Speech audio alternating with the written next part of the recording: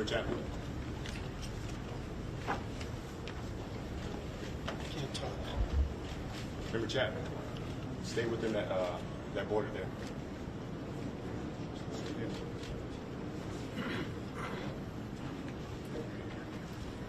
Thank you for joining us. My name is Jennifer Homendy, and I'm the chairwoman of the National Transportation Safety Board. The National Transportation Safety Board is an independent federal agency that's charged by Congress with investigating every civil aviation and serious accident and serious incident in the United States and significant events in other modes of transportation. Yeah. I want to start by expressing our deepest condolences, our sympathies on behalf of the entire board for those who lost loved ones in this terrible tragedy. Our thoughts, our prayers are with you. Entire communities were affected, and we are thinking of you. With me today is Bryce Banning. Bryce is a senior aircraft accident investigator with the National Transportation Safety Board. He's also going to serve as our investigator in charge of this investigation. Also with me today is the entire board. We have Todd Inman, Member Todd Inman. Todd is going to serve as the board member on scene, the spokesperson for this investigation. All of the board members will be here. We have Vice Chairman Alvin Brown, Member Mike Graham, who lived in Wichita for 20 years, and we also have Member Tom Chapman.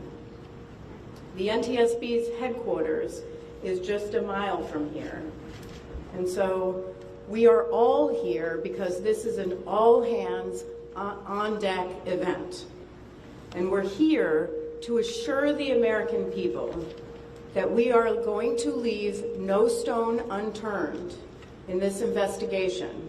We are going to conduct a thorough investigation of this entire tragedy, looking at the facts. Now, with that, I want to level set. When we go to the scene, and we were here last night, we allow the responders to do their important safety mission, which in this case was search and rescue and recovery. We stand back to allow them to do their important safety mission. And so this, for us, is our first full day on scene with our entire crew coming together. We have about nearly 50 people on scene, and in addition to our resources back at headquarters in our labs and throughout the agency. So with that said, we are not going to get into specific facts in this press conference. I want to level set here. We're going to get into our investigative process. As we are able to confirm factual information, we will provide that. I do want to say this is a whole of government effort. I was able to brief, along with others, the President of the United States and the Vice President this afternoon. I want to thank them for their leadership, for their tremendous support, ESB, for our investigators, and for the responders that are on scene doing an important mission. I also want to thank Secretary Sean Duffy, who I was communicating with early on after we first got word of this tragedy,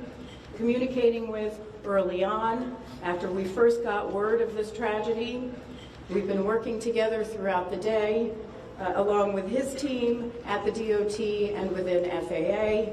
I also want to thank Secretary Pete Hegseth, who was also integral in working with us today.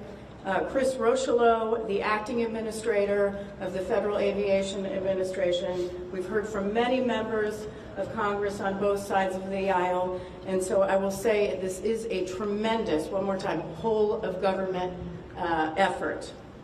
I also want to take a moment and thank the many, many responders that have been on scene. It has been an incredible effort And I will have a full list that I will provide, that we will provide tomorrow, but I do want to thank them for all their work. With that, I'm going to turn it over to Member Inman for additional remarks.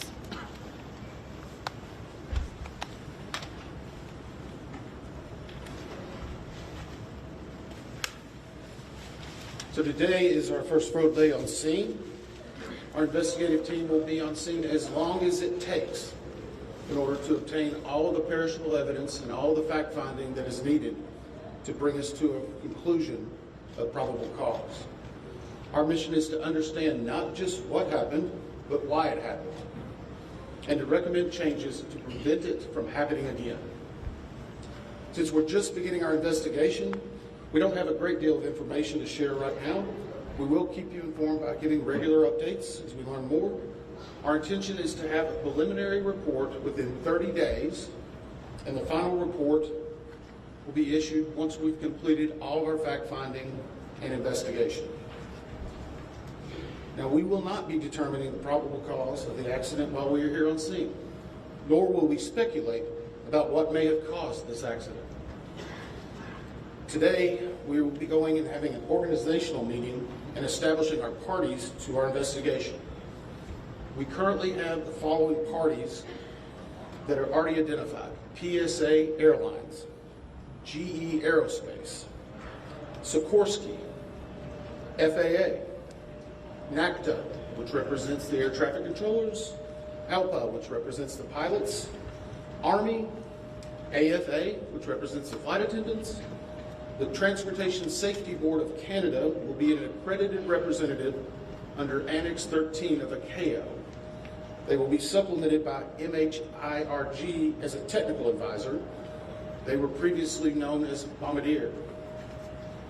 The NTSB offers this party status to those companies, government agencies, and associations that have employees, activities, or equipment involved in the accident.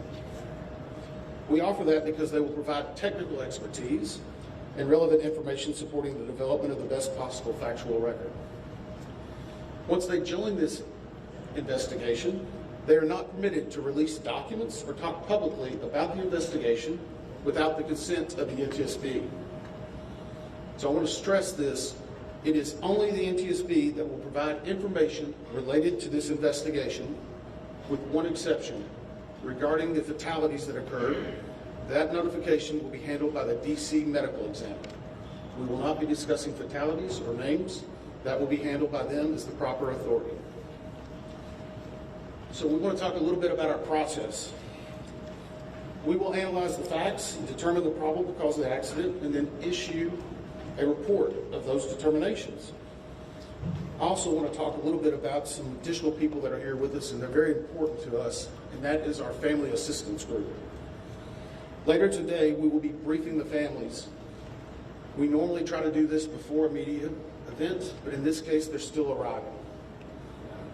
Our family assistance specialists are already working closely with local officials and others to help assist them in their efforts to support everyone that's affected by this accident. And let me just reiterate what the chair said. A loss of life in an aviation accident is very unusual in the United States, and our heartfelt sorrow goes out to everyone that's affected. It affects us, it affects everyone around us.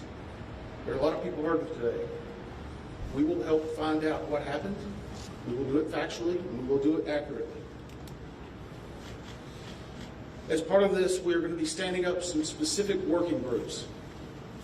Those working groups will be operations. They will be looking at the history of the accident flight and crew members' duties for as many days before the crash as appears relevant. We'll be forming a structures group, which will be the documentation of the airframe wreckage and the accident scene, including calculation of impact angles to help determine the plane's pre-impact course and altitude. We'll have a power plants group. They will do the examination of the engines and the engine accessories. We'll have a systems group. They will study the components of the plane's hydraulic, electrical, pneumatic, and associated systems, together with the instruments and elements of the flight control system. We'll have an air traffic control group. They will do reconstruction and review of air traffic control systems provided to and including acquisition of pertinent flight track surveillance information, what you might typically think of as radar or ADS-B, along with controller pilot communications. We will also have a survival factors group. They will be doing the documentation of impact, forces and entries, community emergency planning, and all crash and fire rescue efforts. Also, due to the unique nature of this crash, we will be having a helicopter group as well. Lastly, we will have a human performance group, and this will not be its own group. It will actually be a part of the operations, air traffic control, and helicopter groups.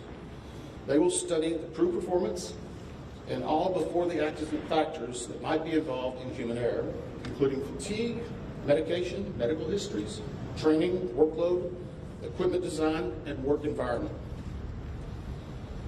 Now we're going to take a few questions, but I will again stress, we don't have a lot of information now. We will continue to gather that. We will try to release it as we can, but we will only talk about the facts of the case that we know right now. So, I'm going to ask, we'll call on a few people. I'm going to ask that you state your name and affiliation. James Matthews from Sky News. So we've heard from President Trump today talking about DEI hiring policies within the FAA and associating that with the cause of this accident. What do you say to that? Well, unfortunately, I didn't hear the remarks. I was briefing House and Senate members. But I believe Chair would like to take that? As part of any investigation, we look at the human, the machine, and the environment. So we will look at all the humans that were involved in this accident. Again, we will look at the aircraft, we will look at the helicopter, we will look at the environment in which they were operating in. That is standard in any part of our investigation. Turn it back. Chair, can I ask you, has the flight data recorder been recovered yet? And what is the difficulty in a water disaster like this, which presents a very difficult environment for your investigators and the people out on the water right now? Well, the question was on the flight data recorders. And we have not recovered the flight data recorders yet. We know they're there. They are underwater. This is not unusual for the NTSB. We have many times recovered flight data recorders in water. We have our lab right here that is about a mile from the NTSB, so it's not unusual. And once we get those, we'll be able to get those read and information from them to be able to provide further information to you. Chair, I'm going to turn it back over to Member Inman. Hey there, Skyler Henry with CBS News. Earlier today, Defense Secretary Pete Hegseth said a mistake was made last night. Based off of you all's initial investigations and preliminary findings, have you all been able to tell whether this was human error or mechanical failure? The question was, has there been human error or mechanical failure? We don't know what we know just yet. We do not know enough facts to be able to rule in or out human factor, mechanical factors. That is part of the NTSB investigative process, where all of these groups will come together. It's one of the reasons why the NTSB is known as the gold standard. We will take the time that's necessary, but I'd also like to reiterate, if we find something that is a significant issue that warrants immediate action, we will not hesitate to make those recommendations and make them public. We have a good track record on that, and we want to continue doing so. Sir. Hello, Sir. Tom Costello with NBC News. Does it hurt your investigative process, maybe for the chairman, does it hurt your investigative process to have the president already suggesting possible causes here as you try to keep an open mind and begin this investigation? Tom, with all due respect, I think the press also likes to state what probable cause is before we get to the probable cause. So what I'm going to say is you need to give us time. You need to give NTS, it's not that we don't have information. We do have information. We have data. We have substantial amounts of information. We need to verify information. We need to take our time to make sure it is accurate. That's best for you. That's important for the families. It's important for legislators who are seeking answers to try to figure out what they're going to do about this. And so it will take time. We do have a lot of information, but we need some time to verify that. Yeah, member Chase Williams with Fox Business. I'm wondering about the conditions in the tower last night. Were there any performance issues in the past with any of these controllers? Anything of that nature? The question is about controllers. As I said, we're just now forming the groups. The controllers do have union representation, which they're entitled to. They'll be working with our party system and our party groups. They'll be conducting interviews. Those interviews will need to be analyzed, transcribed, and other team members will need to look over it. It will be a long process, but we will go through the entire history. Michelle Gilray, The Independent. My question is for the chairwoman. Can you tell us more about what the president and the vice president's responses were when you briefed them this afternoon?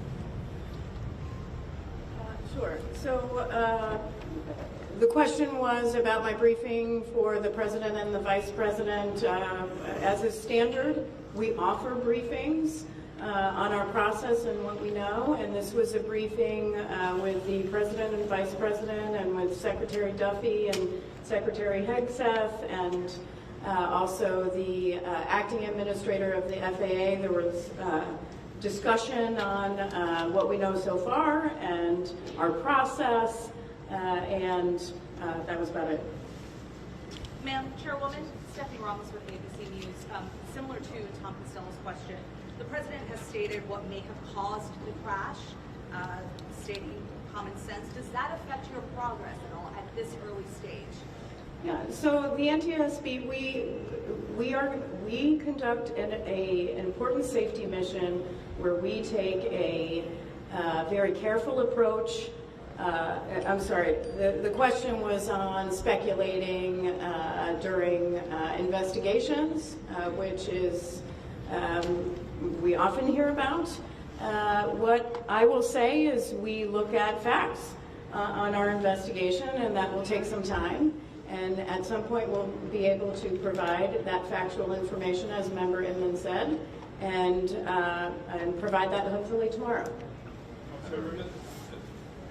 Yes, sir. Dave Shepardson from Reuters.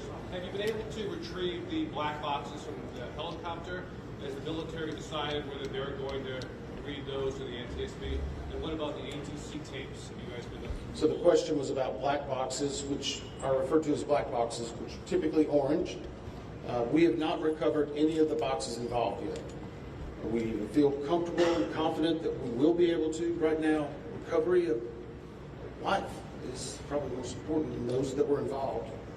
I mean, there are still ongoing recovery efforts involving the fatalities involved, along with some debris is coming out as well. We will make sure that that perishable evidence is maintained. We have a great process for that. We will probably have more than one black box, so to speak. It's our understanding that the Sikorsky helicopter is equipped with some form of recording devices, and those will be read either by the DoD or by us. We have a good starting relationship with them, and we've already made agreements in order to be able to do that. So I feel comfortable in what we're going to be doing. The other question was about air traffic control. We received a very large package of information from the FAA at about 3 a.m., I believe, this morning. That is still being reviewed and analyzed.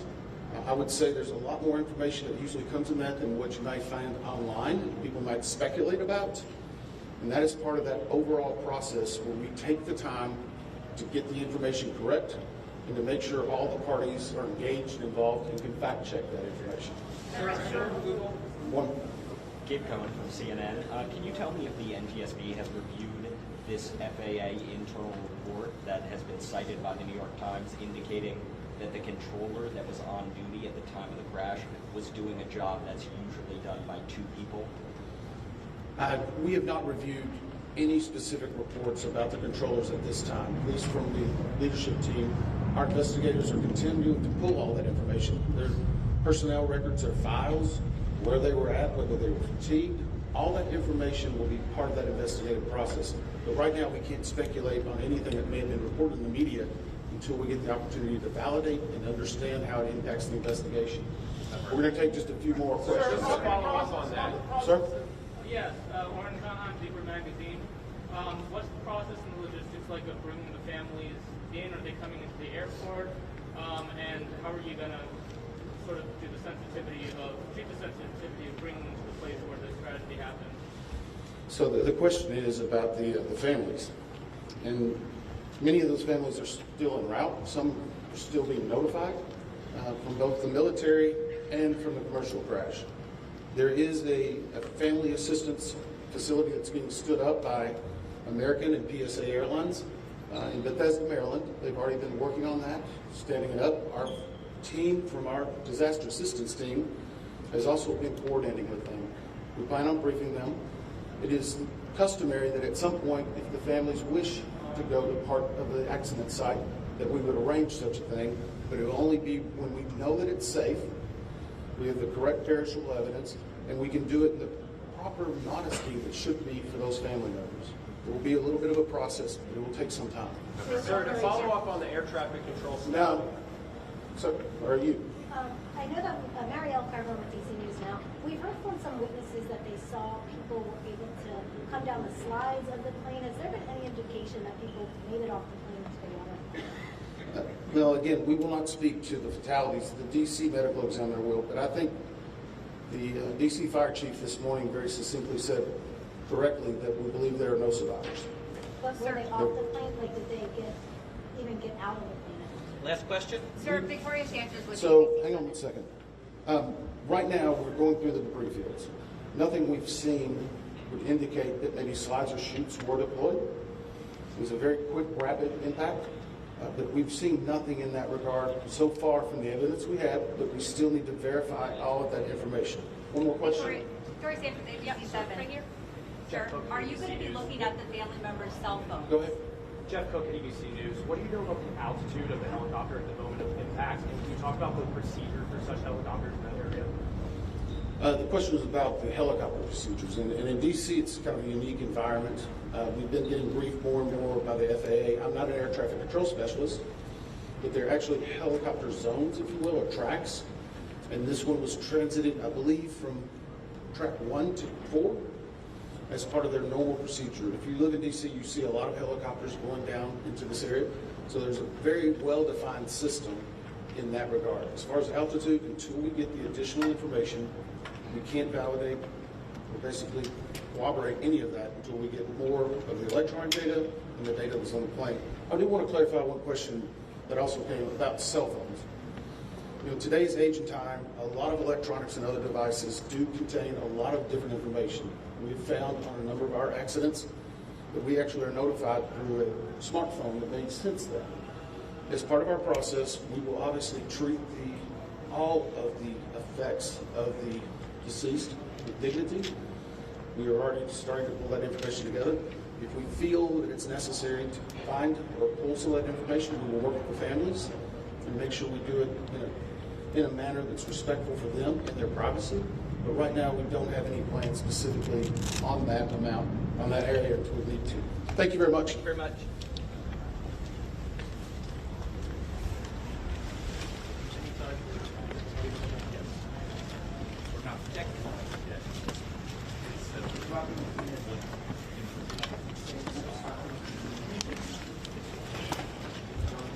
I have further updates on